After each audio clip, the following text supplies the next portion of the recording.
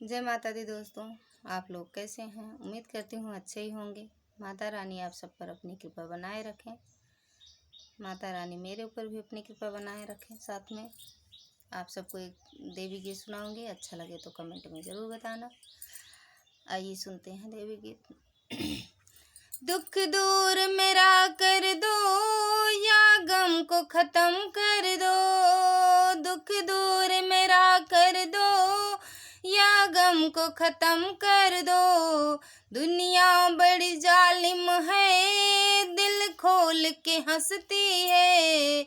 मुझे हंसा दो माँ या गम को ख़त्म कर दो। मुझे हंसा दो माँ या गम को ख़त्म कर दो। दुख दूर मेरा कर दो या गम को ख़त्म कर दो।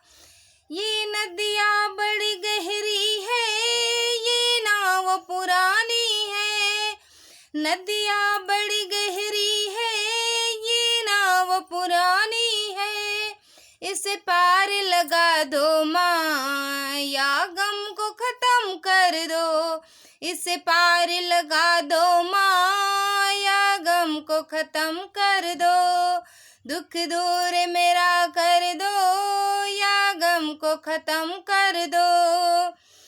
हर घर में दिवाली है, मेरे घर में अंधेरा है।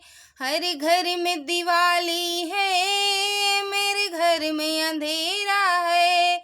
एक दीप जला दो माँ या गम को ख़त्म कर दो। एक दीप जला दो माँ या गम को ख़त्म कर दो। दुख दूर मेरा कर दो या गम को ख़त्म कर दो। दुख दूर मेरा कर दो या गम को ख़त्म कर दो।